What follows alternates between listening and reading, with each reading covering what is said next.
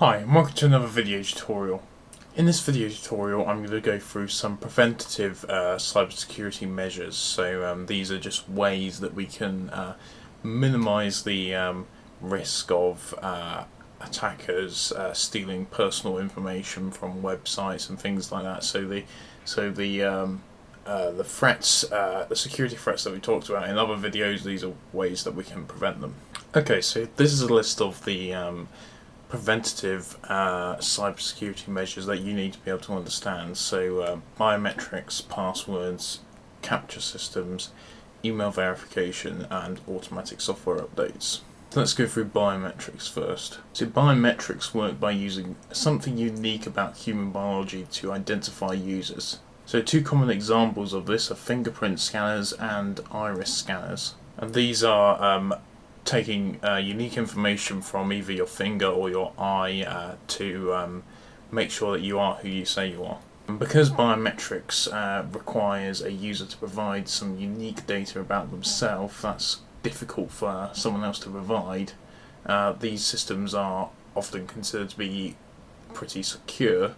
However, some iris scanners, for example, have been tricked into allowing someone who's not the registered user to access that user's account by holding up a high-resolution photo of someone's eyes, and that lets them through the security check.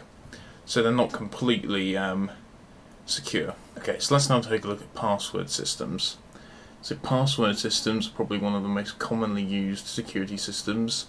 And you'll all have already heard of password systems because you'll all have used password systems to log on to whatever the device you're watching this video on. And passwords are on the surface quite simple to understand. A user simply decides on a secret string to use as their password, and without it their account cannot be accessed. So a user decides on a secret string which they are required to enter whenever they wish to access their account. But the tricky thing about passwords is that it's very difficult to make them secure.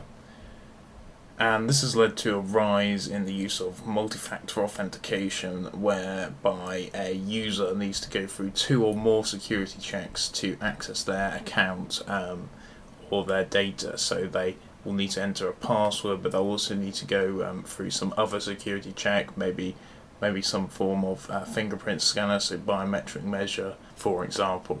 So let's take a look now at capture systems. So capture systems can be used on web forms to work out whether a person is using the form or a computer. So a bot might be written to try and access a user account which they're not supposed to, and a capture should prevent them from accessing that user account. So captures are used mostly on web forms to distinguish bots from humans. And traditionally the way that captures have worked is by asking a user to identify features of an image, for example text within an image, that only humans would be able to do and not computers. But the problem with this is that nowadays algorithms have been developed which can accurately identify features of an image such as text. So now capture systems have had to evolve as machines can solve old style captures often as well as humans, and newer style captures use techniques such as tracking users' movements on a web page before they submit the form to work out whether a computer or a human is using the website. So new style captures simply require a user to click a checkbox, as advanced algorithms are used to distinguish humans from bots. And one of the implementations of this is Google's new capture system, so you can check that out in a link in the video description. Okay, so let's talk a bit about, now about email verification. So email verification is often used when a user signs up for a website, for example, and it's used to check that the email address the user has provided is A, correct, so that they didn't make a mistake when they were typing it, B, usable, so messages sent from the website servers to the email address can be read by the user, and C, it's really the email address that the person signing up to the website owns or has access to. And the way it works is by sending an email to the email address the user has entered when they signed up to the website, with usually containing either a code that the user must enter into the website, or a unique link that the user clicks on when they receive the email, which then sends a request to the website servers confirming that the email address is correct.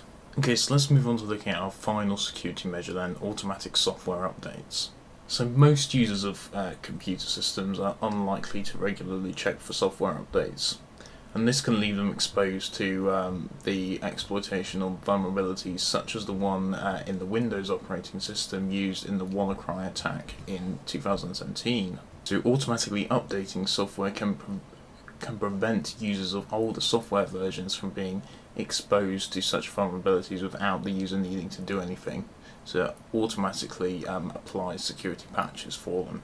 So automatically applying security patches can prevent users being exposed to vulnerabilities in older software versions. Okay, so that brings us to the end of this tutorial video on preventative cybersecurity measures. Hope you found it useful, and thanks for watching.